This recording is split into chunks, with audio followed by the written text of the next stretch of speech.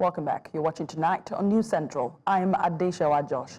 It's time to check out what's happening in Lagos, where the state's House of Assembly has impeached its Speaker, Mudashiru Obasa.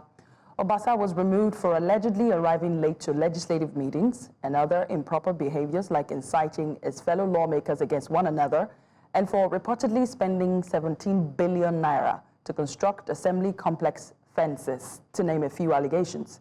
Meanwhile, Obasa has denied any wrongdoing and has described the allegations as funny and fake. He added that the allegations stemmed from the fear of some people over the 2027 election year.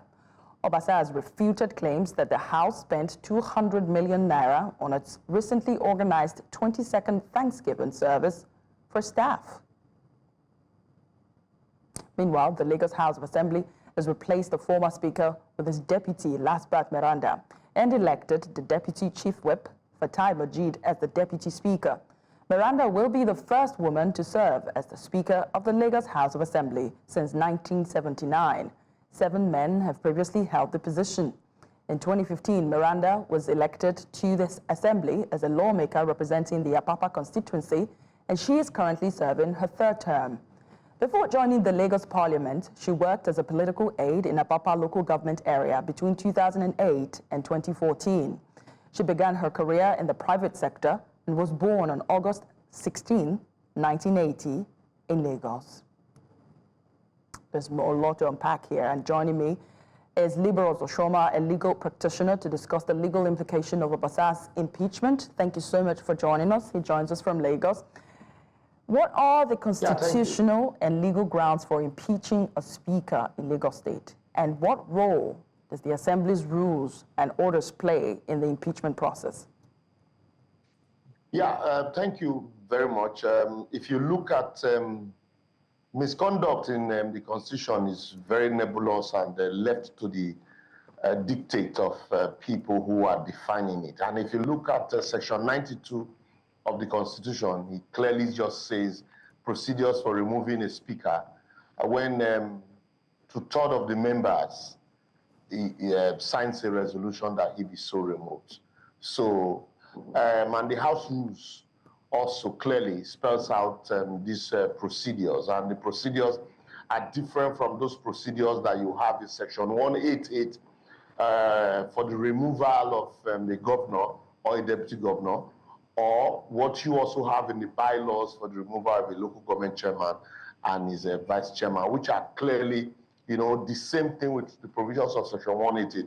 But for the removal of a speaker or principal member of the State House of Assembly, it is clearly simply by a resolution passed by 2/3 of the members. And for Obasa's case, 32 out of the, I think, 34 or 35 lawmakers, 33 lawmakers, clearly passed the resolution removing the speaker, and so he stands removed. It is it's as simple as that, really. Right. So you would say that the procedure for impeachment was followed correctly in this case? Followed correctly and properly, because if you're a political observer in Lagos, you would have seen this coming with the arrogance and behavior of the speaker during the budget presentation. An opportunity where I think, in my opinion though, Lagos State would have used, where usually Lagos State was an opportunity for Lagos State to, showcase its potentials, what the state had done in the previous year, and the administrative strides of the government and where they hope to go to or achieve in the coming year.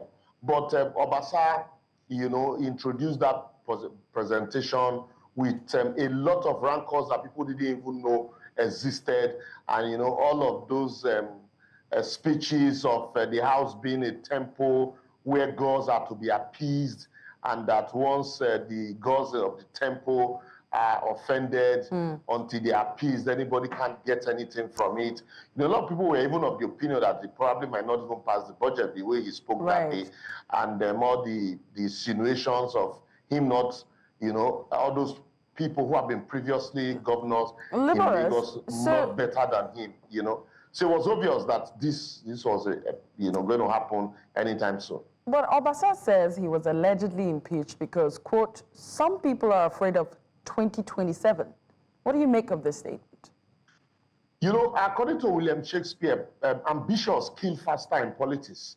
You know, so he should understand that in Lagos, even when he became governor, when he became speaker, there were people who contested the position with him, but they were asked to sit back because you know, the powers that be felt, you know, Obasa should be, you know, haven't spent quite a long time in the house. You know, so it wasn't as if, even at that time also, there were agitation that a female should become speaker. Since for the first time since 1999, apart from the impeachment of Akerele Bucknor, for the first time in 1999, you had a governor and a deputy, you know, both of the same sex. So some people felt that it would have been proper to give that position to a female. So, but Obasa was compensated with it, even though a lot of people felt he wasn't qualified. So it's not about being afraid of 2027, but the way he went about the policy of 2027, the arrogance and, you know, the way he went about it was, for me, was akin to somebody who probably did not understand the politics of Lagos, where he has been a key stakeholder. So it's not just about politics of 2027, even though it is involved. Liberals, let me quickly come in here just to add to your analysis of whether or not it's about 2027 or somebody else is involved. There are all those who are also saying that the executive arm of government may have an influence in this impeachment process. No, certainly, because why do you say certainly? Why certainly? Yeah, you go back and look at the clips of that budget presentation.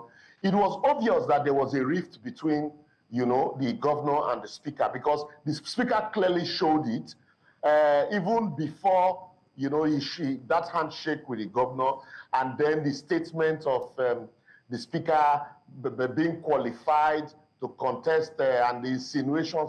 For me, that wasn't a platform to be talking about the insinuations, allegations against him of giving preferential treatment to his people, and the fact that he's an Obasa. He has never denied being an Obasa.